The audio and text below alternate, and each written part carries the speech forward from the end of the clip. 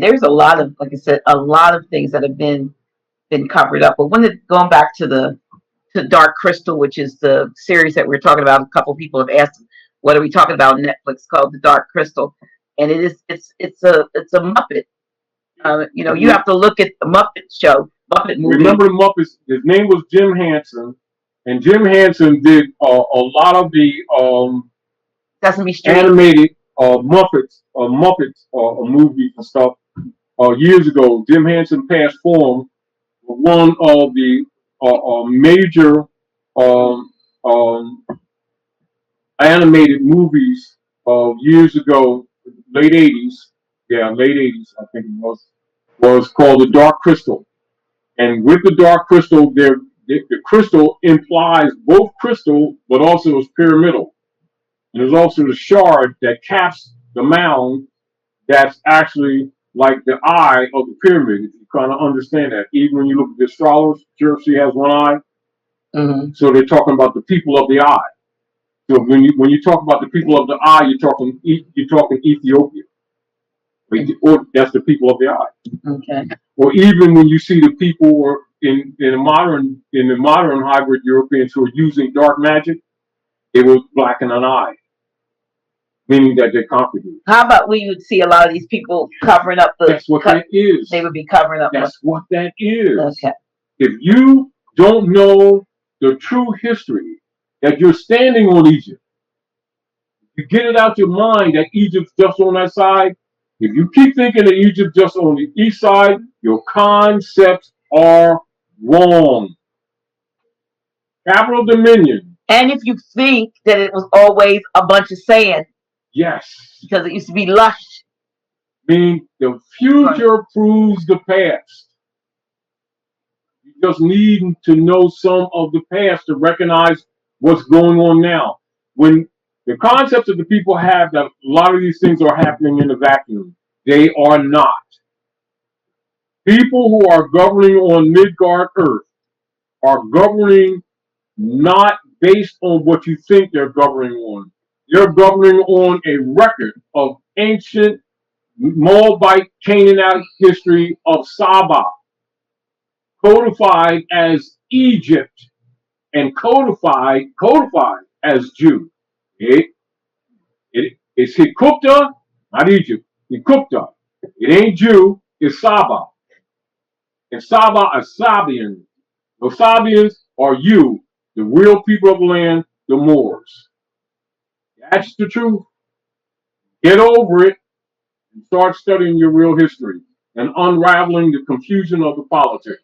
We just gave you a few keys, that's all. Don't get mad, get wise. But the point I do want to make is that the end of that particular, at least 2018, 2019, whatever it was, version remake, what I loved about it was that even though these people, these beings all look different, but they were all under one. They were the elephants, and excuse me. But when they realized what they had in common, they joined forces in spite of their differences and overcame the Skeksis, the few. And that's what the point I'm trying to make about us as we Moors. If we don't stop fighting, if we don't find common ground with one another, with each other, we'll always be in this cycle of wondering why we're not where we used to be. Because we need to come together. We need to overcome our differences and see what we are, embrace our commonality. Once these people know, see, this is the whole deal. The commonality is that they're all Moors. Which is the fact that as long as we keep on allowing the nom de guerre to be presented as legitimate pedigree bloodlines, it will create confusion, it will create civil order mortus, and it will support the civil order mortus de facto platforms that have been destroying civilization. We must start telling the truth. Now, Joel A. Rogers as an example. This is one of the chapters. the Negro has more Negro ancestry in aristocratic European families? Because we are the European family. We're the Aboriginal European families. Now you're dealing Phoenicia, you're dealing Iberia. And by covering that up, they're able to cover up the history here in America. It's all connected. It's all related. There's your coats of arms. Europe.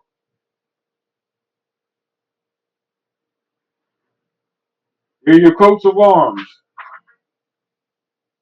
Europe. Here are your coats of arms. Europe. Here's your coats of arms. Europe.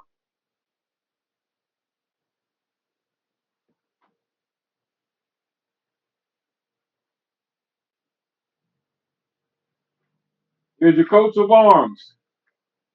Europe.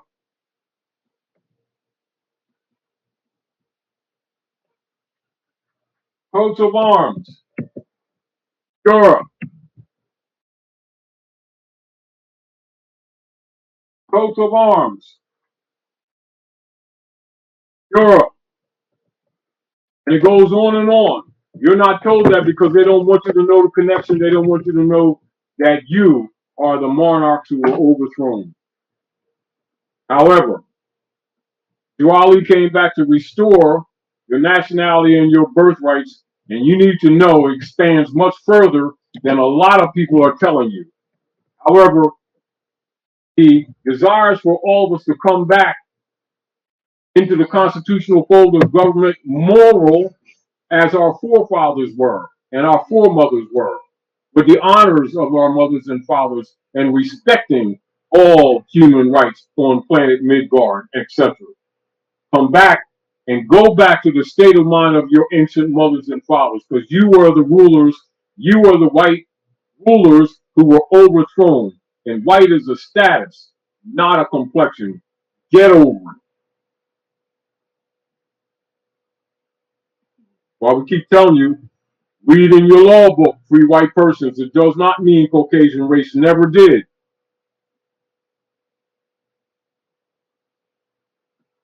History's been misrepresented to you by people on both sides.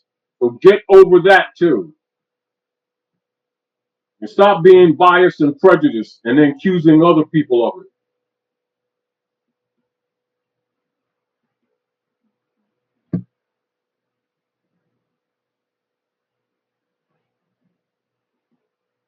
Once you learn some of your real history, it won't be necessary for you to have what you would call low self-esteem. You have no reason to have low self-esteem. You need to be proud of the illustrious history of your ancient mothers and fathers. But you also need to be responsible for us falling away from that illustrious status, dealing with the black code situation, the frauds that have been foisted and imposed upon humanity, and the color code caste system that must be dismantled. Now, take that and roll with it. So here's a question from Jamie Dodger. Is it safe to say that Jamaicans and other Caribbean people are Celtic or Celtic Iberian, Sephardic, Moorish Jews? Exactly. What do you think you are? That's who you are. Mandinka and Bantu. That's who you are. Stop.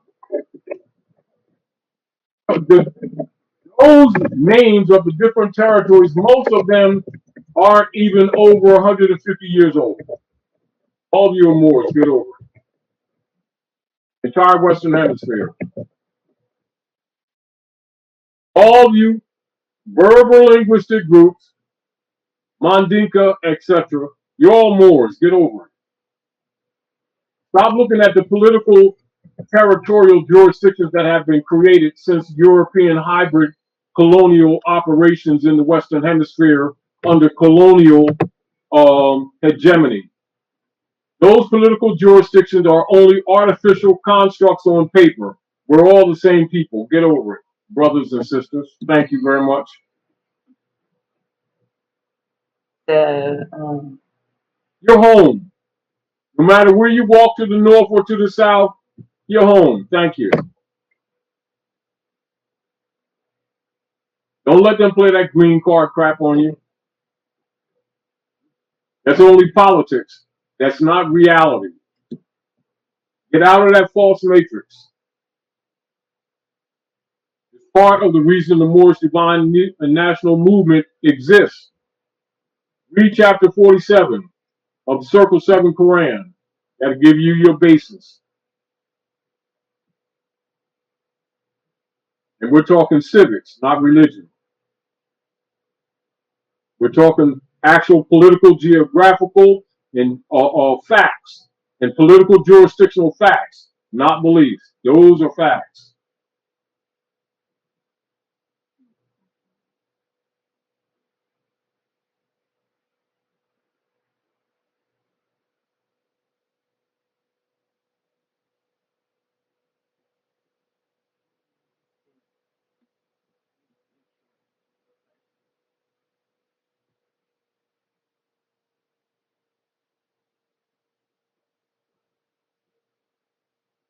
okay, T-shirt chief says, how are African immigrants classified when they become citizens of the United States?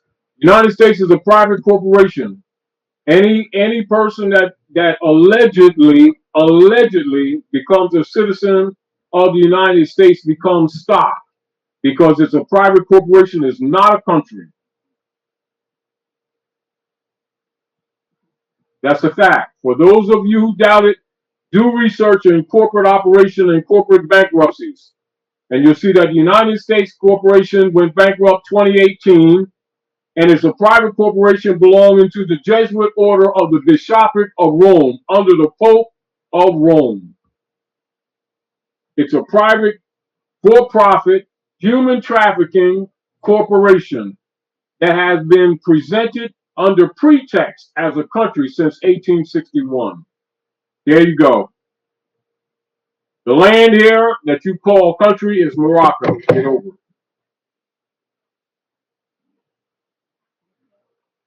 It's the Maghreb. And we're not just talking about evening salat. And if you want to key to some of the research, you'll hear Dwali say the term, you'll say, you're really Jews. We don't use that name or that term because the Europeans have been using it, meaning it's misrepresented. But we know that we really Saba, or that you call the real Jew. Everybody knows it but our people. But Jew is a cover-up for Saba. Keep that in mind. Because really there ain't no such thing as Jew. Really Saba.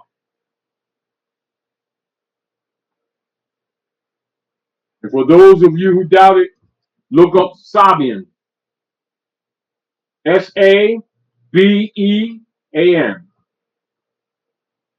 Sometimes they'll substitute the E with an I.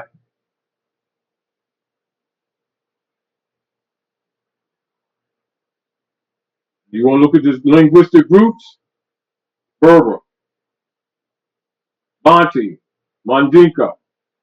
There you go. And all of you are part of the family. From the north to the south.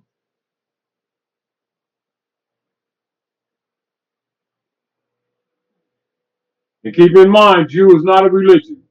Jew is, it really comes from Ibri, or what you people falsely say Hebrew, which is also false. It's Ibri. It's those who cross the river.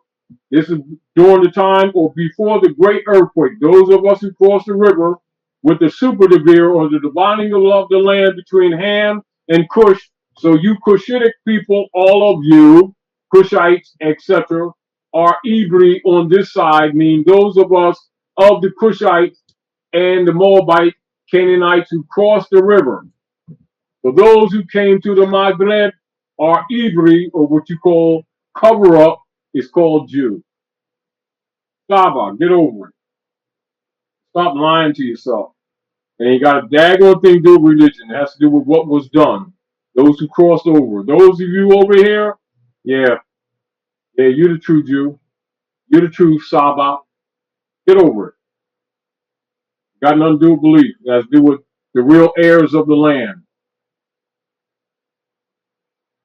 So by the hybrids covering up the history to steal your estate, they also have condemned themselves in doing so. So they gained the whole world and have lost their soul. That's what they're dealing with right now. They've gained the entire world, deceived the entire world, and have lost their soul. And a few of them, recognizing what's coming cosmically, are trying to redeem themselves by telling the truth, trying to get on the right side of history. I understand it. And many of those adepts around the world understand exactly what I just now said. A lot of demons among our own are angry about what I just now said. So they got to go too. They're part of the problem.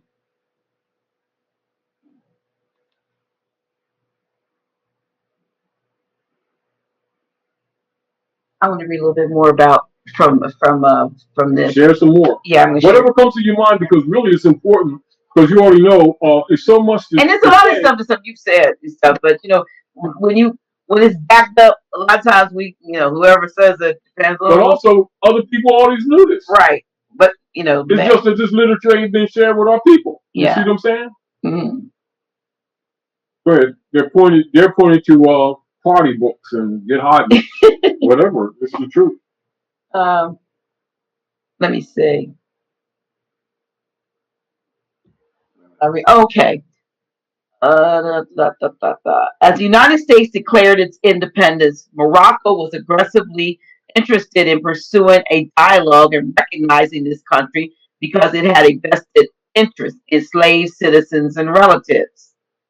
They were essentially suing for peace. Although Morocco was eager to establish formal relations, the United States was busy with their own war and other problems. They did not respond. After all normal diplomatic channels had been exhausted, Morocco seized various Americans and their ships and held them for ransom. This got the attention of the Americans, and it worked. A peace treaty was worked out and guaranteed that any U.S. citizen in Morocco would be declared a free American citizen if he presented himself to the U.S. consulate and demonstrated his citizenship. Now, see the consul venue? That's diversity of nationality in all treaty law around the world. See how important history is, Dr. Naila? Mm-hmm. Yes, sir. Outside of that venue, you're out of order. Yeah. So therefore, if you're outside the constitutional fold of government, you won't take that position, will you? Yeah. So that means you voided your position, doesn't it? Now you see how the black codes have destroyed our people under the 14th Amendment? Yep. Trying to be somebody that they're not and become stock for the United States thinking it's a country. It's all trade, isn't it? Yeah. It's agreements and trade, isn't it? Didn't Obama say that treaty between Morocco and the United States is the oldest running treaty in the world? Yep. Isn't that apparently the foundation of the politics? Yes. So in an international venue, isn't that logical that the oldest running treaty in the politics of the world is the foundation of your general world's politics? And how come these people don't know about it?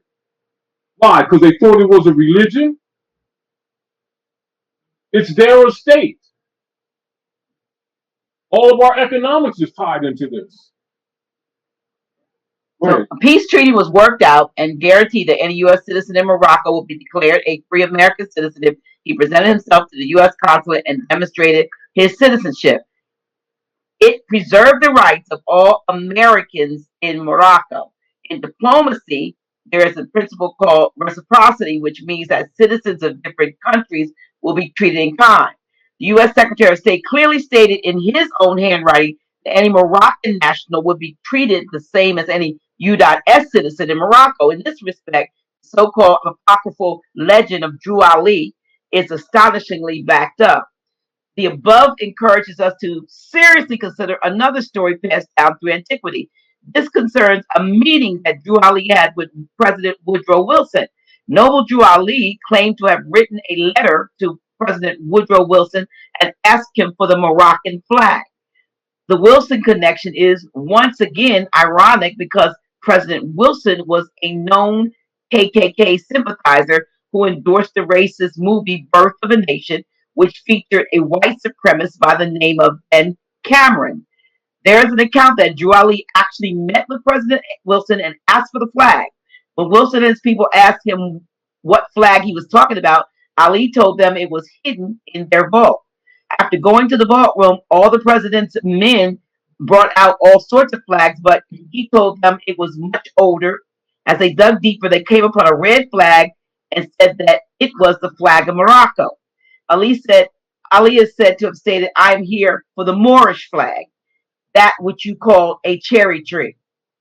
The full account of this alleged meeting is a little suspicious because it indicates that the Moroccan flag was red with a green star. At the time of George Washington, the Moroccan flag that would have been given to the president was only plain red, some say to honor the blood of the Prophet of Islam. This indicates that a black faction may have been embellishing what happened because the green star was only added to the Moroccan flag around or after this meeting with President Wilson was said to have occurred. The ostensible reason for adding a green pentagram was that the international seafaring community had problems with the plain Moroccan flag as it confused mariners who already had their own established use for red flags. The embellishing of the Drew Ali story was not really necessary if they had appealed to a higher truth. A more astute observer would have realized that the green pentagram added to the red flag is even more significant. Accordingly, Morocco adopted the pentagram, which they called the Seal of Suleiman, and colored it green to honor the color of Islam.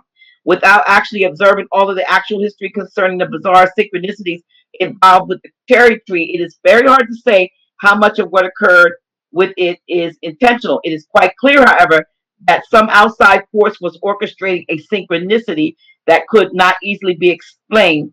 Um, this became this will become clear as the story develops. After his alleged meeting with President Wilson, Drew Ali continued his life mission, which was to lead his people out of a mental poverty that had put them at the bottom rung of the ladder. His method to lift them was his own version of Islam. He also noticed that the only successful members of his race were those who imitated the conquerors of his people.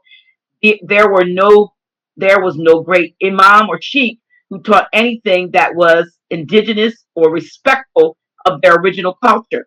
In this vein, he became their leader and created quite a stir in the world of the Roaring Twenties. If you care to read the newspapers of the day, you will find that Drew Ali commanded such a following that he was closely monitored by the government as a potential power that had to be reckoned with. There were even huge revivals that outdid Christian enterprises. In fact, Drew Ali's meetings included stirring renditions of Muslims, that old time religion borrowed from the trite evangelical Christian ditty you likely heard. The movement was huge. Ali was billed as a healer too, and was said to produce miracles in his own right. By most accounts, the man seemed to be humble and unpretentious, although some have tried to defame him. Mostly everyone ignores Drew Ali. In the background of the religious dogma was the Moorish Science Temple, which has also been portrayed as having other names. In the midst of all this excitement and hoopla, there was one very penetrating truth.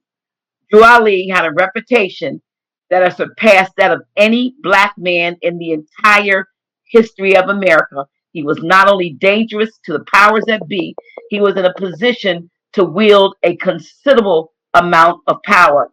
As is typical in any scene of power with Homo sapiens, his lieutenants and adjutants were all poised to make a grab at this incredible power, particularly if he was to suffer incarceration from the authorities or to die. Into this thriving scene of Black America rallying behind Drew Ali as an international religious leader entered one of the most intriguing and dubious characters in history, particularly Black Muslim history. This man's name was Wally Fard. I'm going to stop right there. Mhm. You know, and you'll begin to see the politics, particularly when you go into the FBI papers and you see the intrigue and the subversion that took place in that whole area of the late 20s. Then you'll recognize why Ali, one of the counter moves that he made was to adopt a religious affidavit to the Moorish Holy Temple of Science to protect the estates of the Moors or their homes. And he set up a trust. People were to put all their stuff in trust to be protected. And of course, during that time, they murdered him because they already knew that that motivation or that momentum was killing the stock market. And this is again why the U.S. corporation company went bankrupt in 28, etc. Same year that he adopted the affidavit. And then you see what took place with Delano Roosevelt in 33, with them using all birth certificates to refund the United States Corporation Company again. And that went bankrupt in 2013. Then they started again, and then went bankrupt in 2018. And all of a sudden, this strange sickness appeared that everybody got a mask on for. If you think this stuff is not tied together, you really need to study history.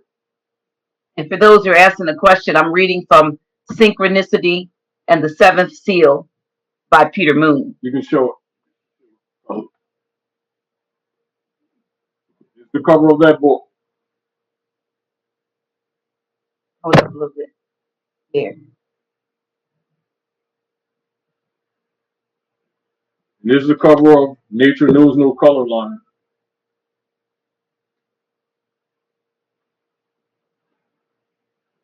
Now, another point is, it's not that this information is not available to people, it's that people who have interest in keeping our people in servitude and ignorant don't want this kind of information out because it kills a lot of those corporate Negroite, corporate funded 501c3 churches, mosques, and synagogues that actually come under Skull and Bones, that's been keeping this fake black code paradigm operative, that's been keeping the U.S. stock market alive. That's why they want you to keep calling yourself black and Negro, because it's all stock. It's not really the real people of the land. Real people of the land are Moors. They are the Aboriginal, indigenous people, proper heirs of the North Gate of Maghreb, of Mexam, etc. That's the fact. And all treaties, the oldest treaties, are by your mothers and fathers. So go back to the state of mind of your ancient mothers and fathers and enforce the treaties, i.e., thus the constitutional obligations that the hybrid Europeans have to those treaties, etc., and to the Republican form of government set forth via that Constitution enforcing the treaties. Now that's a fact. Get to work, y'all. Stop pretending you don't know. Here's a question.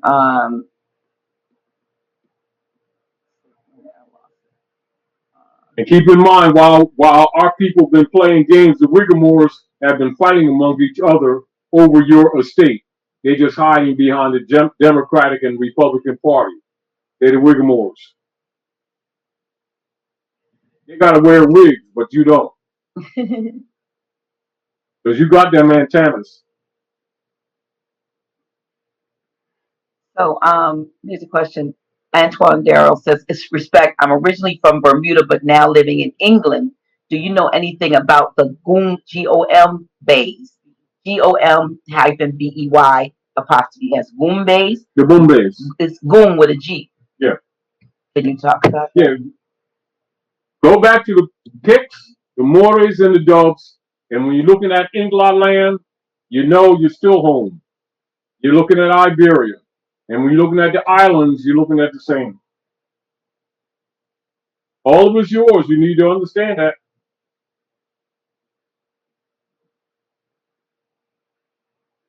Same like when those of you in the islands and you're talking about the Maroons, still talking about Moors. The Maroons are Moors. Get over it. They're just simply brothers and sisters among the island people who try to preserve and keep the culture. Here's a question. Why don't, quote unquote, they reveal that it was the Moorish womb men who defeated the Brits in the Revolutionary War. Here we go. Hey, aren't we back to Moorish history? Your connection to the land. Act like you know. They just hide it by calling us Indians.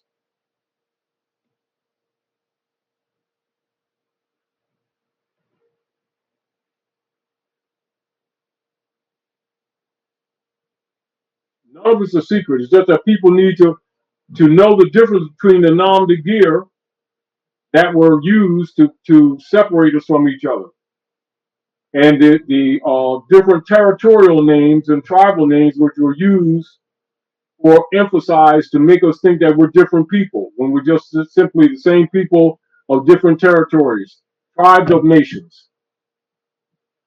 Tribes are simply no different than you would call the different nation territories or what you would call the states territories. You look at the tribes in the same perspective because the state territorial jurisdictions were based on tribal rules. It's a duplication and a reflection of the same. And so when you look into Whigamores, and you're looking at the Whigamore conscience Whigs and the Cotton Whigs, i.e. the Republican Party and Democratic Party, just look at the Honesty Confederation, and then look at the Powhatan Confederation, etc. It's just simply a copy of what was already here.